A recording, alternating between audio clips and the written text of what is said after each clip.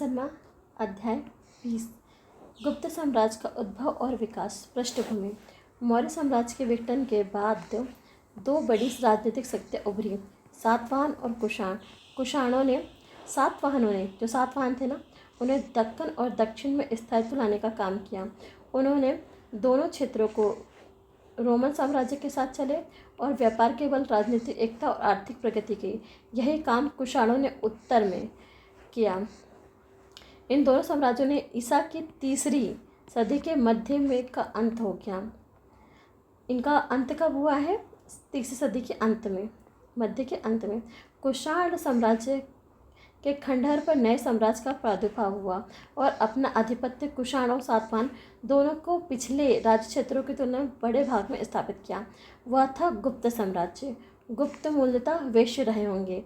गुप्त उतना विशाल तो नहीं था जितना मौर्य, फिर भी सारे उत्तर भारत में 335 से 455 ईस्वी तक एक सदी के ऊपर राजनीतिक एकता के सूत्र में बांधे हुए थे। ईसा की 3री सदी के अंत तक गुप्त वंश का आरंभिक राज्य उत्तर प्रदेश और बिहार था। लगता है कि गुप्त साम्राज्यों के लिए बिहार की अपेक्षा उत्तर प्रदेश अधिक महत्वपूर्ण क्षेत्र था, क्योंकि आरंभिक गुप्त मुद्राएं और अभिलेख इसी राज्य में पाए गए हैं। हम कुछ एक सामंतों और स्वतंत्र व्यक्तियों की बात छोड़ देते हैं जिनके अभिलेख अधिकतर मध्य प्रदेश में पाए गए हैं। वे गुप्तकालीन पुरा अवशेषों की उपलब्धि की दृष्टि से उत्तर प्रदेश सबसे समृद्ध स्थान सिद्ध होता है। उत्तर प्रदेश वह स्थान प्रतीत होता है जहाँ गुप्त शासन का कार्य संचालन करते थे। अनेकों दिशाओं में बढ़ते गए, संभवतः अपनी सत्ता का केंद्र प्रयाग को मानकर पड़ोस के इलाके में फैलते गए। गुप्त लोग कुषाणों के सांपत थे और थोड़े दिन में उनके उत्तराधिकारी बन बैठे। बिहार और उत्तर प्रदेश में अनेकों जगह कुषाण पुरावशेषों के ठीक बाद पुरावशेष मिले हैं। लगता है गुप्तों ने जीन, लगाम, बटन, कोट, पतलून, जूतों का इस्तेमाल कुषाणों से सीखा। इन सब में उनमें गतिशीलता आई जब घुड़सवार खूब कारीगर हो गए। गतिशीलता कब आई? जब घुड़सवार खूब कारीगर हो गए।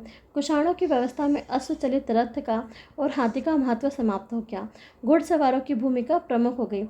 यह गुप्तों के बारे में कही जा सकती है, इसलिए तो उनके सिक्कों पर घुड़सवार अंकित थे। कुछ गुप्त राजाओं को उत्तम और अद्वितीय महारथी कहा गया है, लेकिन उनकी मूल शक्ति का आधार घोड़ों का इस्तेमाल था। गुप्त राजाओं को कई भौतिक सुविधाएं प्राप्त थीं। उनकी कार्यकलाप का प्रमुख कारण मध्य प्रदेश की उर्वर भूमि था, जिसमें बिहार और उत्तर प्रदेश आते हैं। वे मध्य भारत और दक्षिण बिहार के लौह अयस्क का प्रयोग कर सके। इसके अलावा बर्जेटाइन साम्राज्य अर्थात पूर्वी रोमन साम्राज्य के साथ रेशम का व्यापार करने वाले उत्तर भारत के इलाके में उनके पड़ोस में रहते पड़ते थे, अतः वह इस निकटता का लाभ उठा सके। इस अनुकूल परिस्थिति के बल पर गुप्त शासक ने अपना आधिपत्य अनुनंग मतलब मध्य गंगा का मैदान, आधुनिक इलाहाबाद यानी प्रयाग, साकेत यानी अयोध्या, मगध पर स्थापित किया। अपना आधिपत्य कहाँ कहाँ पे? गंगा के मैदान पर, इलाहाबाद पर और अयोध्या, मगध इत्यादि पर। कालक्रमण पर यह राज्य भारतव्यापी साम्राज्य बन गया। उत्तर भारत में कुषाण सत्ता 230 ईस्वी के आसपास आकर समाप्त हो गई। तब मध्य भारत का बड़ा सा भाग मुरुंडों के कब्जे में आ गया, जो संभवतः कुषाणों के रिश्तेदार थे। मुरुंडों ने 250 तक का शासन किया। 25 वर्षों के बाद लगभग 275 में गुप्त वंश के हाथ से सत्ता आई। फिर चंद्रगुप्त प्रथम 319 से 324 गुप्त वंश का पहला प्रसिद्ध शासक चंद्रगुप्त प्रथम, यह लिच्छवी राजकुमारी से विवाह किया जो नेपाल की थी। उसकी सत्ता को बल मिला। गुप्त प्रायः वेश्य थे। ये क्या था? वेश्य। इसने क्षत्रिय कुल में विवाह करने से उनकी प्रतिष्ठा बढ़ी। चंद्रगुप्त पहला महान शासक हुआ क्योंकि 319 से 320 तक अपना राज्य कौन स्मारक के रूप में गुप्त संबंध चलाया। बाद में कई अभिलेखों और काल इस संबंध में किया गया है उल्लेख ना। फिर समुद्रगुप्त 335 से 380, चंद्रगुप्त प्रथम के पुत्र और उत्तराधिकारी। समुद्रगुप्त 335-380 में गुप्त साम्राज्य का अपार विस्तार किया। ये अशोक के विपरीत था। अशोक ने शांति और अनाक्रमण की नीति अपनाई थी। विश्वास करता था समुद्रगुप्त हिंसा और विजय में आनंद पाता था। दरबारी कवि हरिशरण ने अपने आश्रयदाता के पराक्रम में उदात्त वर्णन किया है। लंबे अभिलेखों कवि ने गिनाया है समुद्रगुप्त ने किन किन लोगों और किन किन देशों पर विजय प्राप्त की है। यह अभिलेख इलाहाबाद में उसी स्तंभ पर खुदा है जिस पर शांतिकामी अशोक का अभिलेख है। समुद्रगुप्त द्वारा विदित स्थान पर क्षेत्र 5 समूह में बांटे जा सकते हैं। प्रथम समूह में गंगा यमुना के दोआब के वे राजा जिन्हें हराकर उसे गुप्त साम्राज्य में मिला लिए थे। द्वितीय समूह में पूर्वी हिमालय में राज्यों और उसको सीमावर्ती शासक राज्यों के राज्य हैं जैसे नेपाल, असम, बंगाल आदि के राज्य। समुद्रगुप्त ने इन्हें अपने बाहुबल के प्रभाव का अनुभव कराया। इस समय पंजाब के कुछ गणराज्य भी हैं जो गणराज्य मौर्य साम्राज्य के खंडहरों पर टिमटिमा रहे थे। समुद्रगुप्त ने सदा के लिए बुझा दिया। तृतीय समूह में अटाविक राज्य जंगली क्षेत्रों में स्थित हैं जो कि विंध्य क्षेत्र में पड़ते हैं। उन सबको समुद्रगुप्त ने अपने वश में कर लिया। चतुर्थ समूह में पूर्वी दक्कन और दक्षिण भारत के 12 शासक थे जिन्हें हराकर छोड़ दिया गया। समुद्र की बाहें बढ़ते बढ़ते तमिलनाडु में कांची तक जा पहुंची। उसने पल्लव से अपनी प्रभुता स्वीकार कराई। पांचवें समूह को शकों और कुषाणों के नाम हैं। पांचवें समूह शकों और कुषाणों के नाम हैं जिनमें कुछ अफगानिस्तान में राज्य करते थे। कहा गया समुद्रगुप्त ने उन्हें पदच्युत किया और सुदूर देश में शासकों को अपने अधीन कर लिया। समुद्रगुप्त की प्रतिष्ठा और प्रभाव भारत के बाहर भी फैला। एक चीनी यात्री स्रोत के अनुसार श्रीलंका के राजा मेघवर्मन ने गया में बुद्ध का मंदिर बनवाने की अनुमति प्राप्त करने के लिए समुद्रगुप्त के पास दूध भेजा। अनुमति दी गई और मंदिर विशाल बौद्ध विहार के नाम से विकसित हो गया। यदि हम इलाहाबाद के प्रशस्ति प्रशंसा अभिलेख पर विश्वास करें तो समुद्रगुप्त को भी पराजय का सामना नहीं करना पड़ा। उसे अपनी बहादुरी और युद्ध कौशल के कारण भारत का नेपोलियन कहा गया। संदेह नहीं कि समुद्रगुप्त ने भारत जितने बड़े भाग को बाहुबल अपने अधीन कर एकता के सूत्र में बांधकर उससे कहीं अधिक भाग में उसे लोहा माना जाता था। इसके बाद है चंद्रगुप्त द्वितीय 380 से 412। चंद्रगुप्त द्वितीय के शासनकाल में गुप्त साम्राज्य अपने उत्कर्ष की चोटी पर पहुंचा। वैवाहिक संबंध और विजय दोनों के सहारे साम्राज्य की सीमा बढ़ाई। चंद्रगुप्त ने अपनी कन्या प्रभावती का विवाह वाकटक राजा से करवाया जो ब्राह्मण जाति का था और मध्य शासन में शासन करता था। उसके मरने के बाद नाबालिग पुत्र उत्तराधिकारी हुआ। इस प्रकार प्रभावती स्वयं वास्तविक शासिका हुई। भूमि संबंधी उसने अभिलेख जितनी लिपि में गुप्त ने प्राच्य शैली का प्रभाव है बतलाते हैं कि प्रभावती अपने पिता के हित में काम करती थी। मध्य भारत में स्थित वाकटक राज्य अप्रत्यक्ष रूप से अपना अधिक प्रभाव जमा कर चंद्रगुप्त द्वितीय ने पश्चिमी मालवा और गुजरात पर प्रभुत्व स्थापित कर लिया। वहाँ 400 साल पुराने छत्रपों का अंत कर दिया। इस वजह से चंद्रगुप्त को पश्चिमी समुद्र तट मिल गया जो व्यापार वाणिज्य के लिए मशहूर था। इसमें मालवा और मुख्य नगर उज्जैन समृद्ध होता गया। लगता है चंद्रगुप्त द्वितीय ने उज्जैन को अद्वितीय राजधानी बना दिया। दिल्ली में कुतुब मीनार के पास खड़े एक लौह स्तंभ पर खुदे अभिलेख में चंद्र नामक किसी राजा का कीर्ति वर्णन किया गया है। यदि यह चंद्र को चंद्रगुप्त द्वितीय मान लिया जाए तो कहा जा सकता है कि गुप्त साम्राज्य का प्रभुत्व पश्चिमोत्तर भारत और बंगाल में काफ़ी भाग में स्थापित था, परंतु पुरालेखीय राजपश्चिम अतिरंजन मालूम पड़ता है। चंद्रगुप्त द्वितीय ने विक्रमादित्य की उपाधि धारण की और इस उपाधि को इसे पूर्व 57 ईस्वी पूर्व उज्जैन के शासक ने पश्चिमी भारत में शक क्षेत्रों पर विजय पाने के उपलक्ष्य में धारण की। चंद्रगुप्त द्वितीय का उज्जैन स्थित दरबार कालिदास और अमर सिंह बड़े बड़े विद्वानों को विभूषित किया। चंद्रगुप्त के समय चीनी यात्री फहियान 399 से 414 में भारत आए और वहाँ के लोग के जीवन के बारे में विस्तृत लिख दिया। गुप्त साम्राज्य का पतन। चंद्रगुप्त द्वितीय के उत्तराधिकारी को ईशा के 5 सदी के उत्तरार्ध में मध्य एशिया में हुणों के आक्रमण का सामना करना पड़ा। आरंभ में तो गुप्त सम्राट चंद्रगुप्त ने हुणों को भारत में आगे बढ़ने से रोकने के लिए जोरदार प्रयास करे, लेकिन उत्तराधिकारी लोग कमजोर ठहरे। आक्रमण हुणों के सामने टिक नहीं पाए। हुणों घुड़सवारी के बेजोड़ थे और शायद धातु से बने रकाबों का इस्तेमाल करते थे। वे तेजी से बढ़ सकते थे और उत्तम धुरंधर होने के कारण न केवल ईरान में बल्कि भारत में भी खूब सफल हुए। 485 ईस्वी में हुड़ों ने पूर्वी मालवा और मध्य भारत के बड़े हिस्से में अपने कब्जे कर लिए। यहाँ तक कि उनके अनेक अभिलेख भी पाए गए हैं। पंजाब राजस्थान बीच के इलाके में हुड़ों के अधिकार चले गए थे।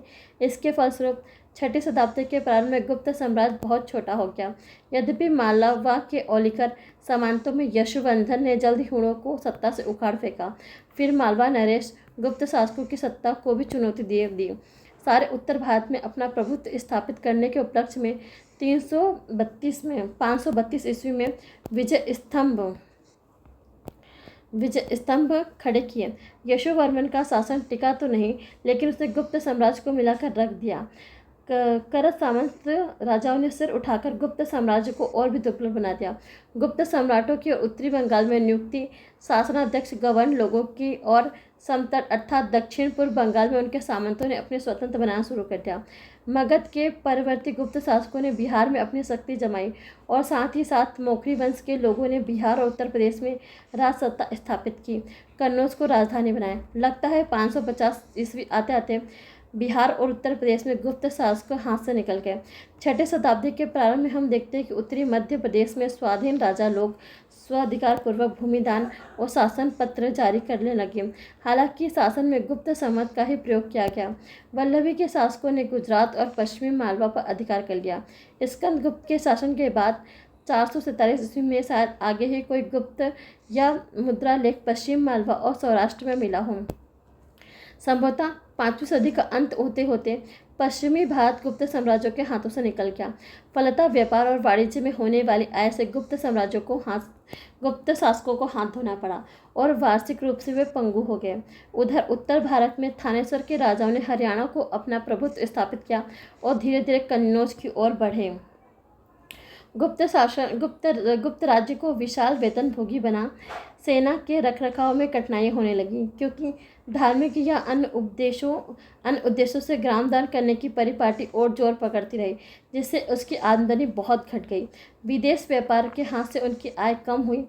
पता चलता है रेशम बुनकरों की एक श्रेणी व्यावसायिक सन 473 से गुजरात की से मालवा चली गई और वहां उन बुनकरों ने अन्य पैसे अपना लिए। इससे प्रकट होता है जो कपड़ा तैयार करते थे उनकी मांग खत्म सी हो गई थी।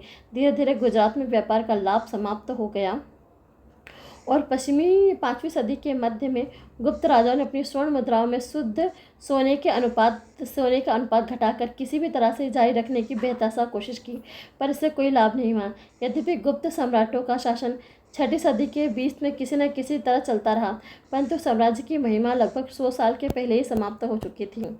फिर गुप्त काल का जीवन। प्रशासन पद्धति। गुप्त काल का जीवन। मौर्य राजाओं के विपरीत गुप्त राजाओं ने परमेश्वर, महाराजाधिराज, परम भट्टाचारक आदि आडंबरपूर्ण उपाधियां धारण की। यह संकेत मिलता है कि उन्होंने साम्राज्य के भीतर छोटे छोटे राजाओं पर शासन किया। राजपद वंशानुगत था, परंतु राज्य सत्ता श्रेष्ठ अधिकार की अटल प्रथा अभाव में सीमित थी। राजगद्दी हमेशा ज्येष्ठ पुत्र को नहीं मिलती थी। इसमें अनिश्चितता की स्थिति उत्पन्न थी, जिसका लाभ सामंत व उच्च अधिकारी उठा सकते थे। गुप्त राजाओं ने ब्राह्मणों को उदारता पूर्वक दान दिए। ब्राह्मणों ने राजा की तुलना में विभिन्न देवताओं को कर उनके प्रति आभार प्रकट किया। राजा को रक्षा व पालन करने वाले भगवान विष्णु के रूप में देखा जा सकता था। राजसत्ता की देवी लक्ष्मी विष्णु देवी की पत्नी के रूप में सिक्कों की पीठ पर सदा अंकित होती रही है। गुप्त सेना की संख्या ज्ञात नहीं। लगता है राजा स्थायी सेना रखता था और सामंतों द्वारा समय समय पर प्रदत्त सेवाएं उसकी पूरक होती गई। अश्वचरित रथ के दिन पद लग चुके थे और घुड़सवारों की महत्ता बढ़ती गई। घोड़े पर सवार होकर तीर चलाना अच्छा रण कौशल था। गुप्त काल में भूमि संबंधी करों की संख्या बढ़ गई, परंतु वाणिज्य करों की संख्या घट गई। संभवतः राज्य उपज का चौथे भाग से लेकर छठे भाग के कर के रूप में लेता था। इसके अतिरिक्त जब भी राज्य की सेना गांव से गुजरती थी तो उसे खिलाना पिलाना स्थानीय राजा का कर्तव्य होता था। ग्रामीण क्षेत्रों में काम करने वाले राजकीय अधिकारी अपने निर्वाह के लिए किसानों से पशु, अन्न, खाट आदि वस्तुएं लेते थे। मध्य और पश्चिम बाद के ग्रामवासियों में सरकारी सेना और अधिकारियों की सेवा के लिए बेगार भी कराया जाता था, जिसे विष्टि कहा जाता था। पहले की अपेक्षा गुप्त काल में न्याय पद्धति अधिक विकसित थी। इस काल में अनेक विधि ग्रंथ संकलित किए गए थे। पहली बार दीवानी और फौजदारी कानून भली भांति से प्रकाशित और पृथक्कृत हुए। चोरी और अभिचार फौजदारी कानून में आए। संपत्ति संबंधी विविध विवाद दीवानी कानून में। उत्तराधिकार के बारे में विस्तृत नियम निर्धारित हुए। पहले की भांति बहुत सारे नियमों का आधार वर्णभेद रहा। नियम कानून बनाए गए रखना राजा का कर्तव्य था। राजा न्याय निर्णय ब्राह्मण पुरोहितों की सहायता करता था। शिल्पी वणिक आदि के संगठनों पर अपने ही नियम लागू होते थे। वैशाली से और इलाहाबाद के निकटवर्ती भीटा से प्राप्त मोहरों से पता चलता है कि गुप्त काल में श्रेणियों की अच्छी व्यवस्था चल रही थी। गुप्त काल का अधिकारी वर्ग उतना बड़ा नहीं था जितना मौर्यों का। गुप्त काल के सबसे बड़े अधिकारी कुमारा मात्य होते थे। उन्हें राजा के बाद अपने ही प्रांतों में नियुक्त किया जाता था। शायद वे नगद वेतन पाते थे। चूँकि गुप्त लोग संभवतः वेश्य थे, इसलिए प्रशासनिक पदों पर नियुक्ति केवल उच्च वर्णों तक सीमित नहीं थी, परंतु अनेक पदों का प्रभार एक ही व्यक्ति के हाथों सौंपा जाना था। पद वंशानुगत हो गए थे। स्वभावतः राजकीय नियंत्रण शिथिल हो गया। गुप्त राजाओं ने प्रांतीय और स्थानीय शासन की पद्धति चलाई। राज्य कई भुक्तियों अर्थात प्रांतों में विभाजित था। हर भुक्ति एक एक उपरीक के प्रभार में रहती थी। भुक्तियों के कई विषयों अर्थात जिलों में विभक्त थे। हर विषय का प्रभावी विषयपति होता था। पूर्वी भारत में प्रत्येक विषय को विथियों में बांटा गया था और विथियों ग्रामों में प्रचलित थी। गुप्त काल में गांव का मुखिया अधिक महत्वपूर्ण हो गया था। ग्राम श्रेष्ठों की सहायता से गांव का कामकाज देखता था। ग्रामों और छोटे छोटे शहरों के प्रशासन का प्रमुख स्थानीय लोग जुड़े हुए थे। उनकी अनुमति के बिना जमीन की खरीद बिक्री नहीं हो सकती थी। नगर के प्रशासन में व्यवसायी और संगठनों की अच्छी साझेदारी रहती थी। वैशाली से प्राप्त सीलों से प्रकट होता है कि शिल्पी वणिक और लिपिक एक ही संस्था में काम करते थे। इस हैसियत से इस प्रकार नगर का कार्यों का संचालन करते थे। उत्तरी बंगाल यानी बांग्लादेश के कोटी वर्ष में विषय की प्रशासनिक परिषद का मुख्य वणिक, मुख्य व्यापारी व मुख्य शिल्पी होते थे। भूमि के अनुदान व खरीद बिक्री में उनकी संपत्ति आवश्यक समझी जाती थी। शिल्पी और वर्णकों के अपने अलग संगठन या श्रेणियाँ होते थे।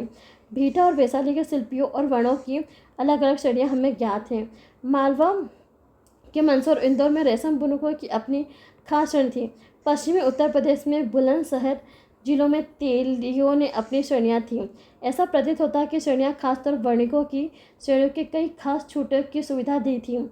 हर हालत में ये श्रेणियाँ अपने सदस्यों के मामले देखती थी। श्रेणी के नियम कानून परंपरा के उल्लंघन करने वाले को सजा दे सकती थी।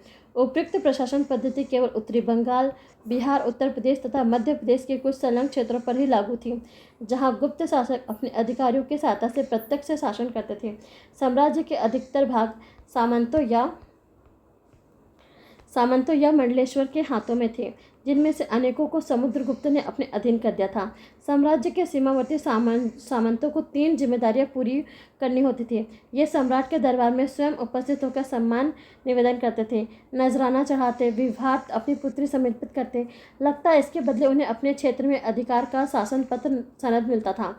गरुड़ छापावली राजकीय मोहर जिन शासन पत्र पर है वे सामंतों के जारी के लिए प्रतीत होते हैं। इस प्रकार मध्य प्रदेश और अनंत गुप्तों में कई सामंत राज करते थे। अधीनता की स्थिति में इन राजाओं को सामंत बना दिया। गुप्त काल में पुरोहितों और प्रशासकों की क्षेत्र विशेष में ग्राम अनुदान के द्वारा कर संग्रहण और शासन करने की रियायत दी जाती थी, जिससे सामंत तंत्र को बल मिला। भूमि अनुदान प्रथा का आरंभ दक्कन में सातवाहनों ने किया। गुप्त काल में खासकर मध्य प्रदेश में यह सामान्य परिपाटी बन गई। पुरोहितों और धर्मचारियों को कर मुक्त भूमि दान में दी जाती थी और उन्हें वैसे भी कर उगाने का अधिकार भी दिया जो अन्यथा राजकोष से आते थे। वे ग्राम दे दिए जाते थे जो राजा के अधिकारियों और अमलों को प्रवेश करने का हक नहीं रहता था। अनुदान बोधी वहाँ के अपराध कर्मियों को सजा भी दे सकता था।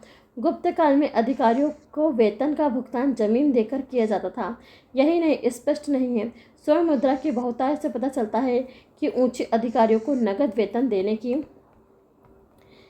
की परिपाटी चलती थी, लेकिन उनमें से कुछ न कुछ अधिकारी अपना पावना भूमि के जरिए भी प्राप्त करते थे। चूँकि साम्राज्य के प्रशासन संबंधी बहुत सारे सामंतों और अनुदान भोगियों के हाथों में ही संपन्न हो जाते थे, इसलिए मौर्यों की भांति गुप्तों को अधिकाधिक अधिकारी वर्ग रखने की आवश्यकता नहीं रही। बहुत अधिकारी अधिक रखना इसलिए भी अनावश्यक हो गया क्योंकि मौर्य राज्य की भांति गुप्त राज बड़े पैमाने पर आर्थिक क्रियाकलाप में संलग्न नहीं थे। ग्राम और नगर के प्रशासन में शिल्पियों, वर्णियों, श्रेष्ठियों आदि में भाग लेने के अधिकारों को लंबा तांता न रह गया था। गुप्तों को मौर्यों की भांति न लंबा चौड़ा प्रशासन तंत्र था और न ही उनके उसकी आवश्यकता थी। कई दृष्टियों में गुप्तों की राजनीतिक प्रणाली के सामंती रंग दिखाई देता है। व्यापार और कृषि मूलक अर्थव्यवस्था की प्रवृत्तियाँ। गुप्तकालीन आर्थिक जीवन की कुछ झलक हमें चीनी बौद्ध यात्री फरियान से मिलती है, जो गुप्त साम्राज्य के विभिन्न भागों में घुमा करते थे। अन्य बातों के अलावा वह बताता है कि मगध नगरों और धनवान से भरा पूरा था। धनी लोग बौद्ध धर्म का संपोषण करते थे और उसके लिए दान देते हैं। प्राचीन भारत में गुप्त राजाओं ने सबसे अधिक स्वर्ण मुद्राएं जारी की।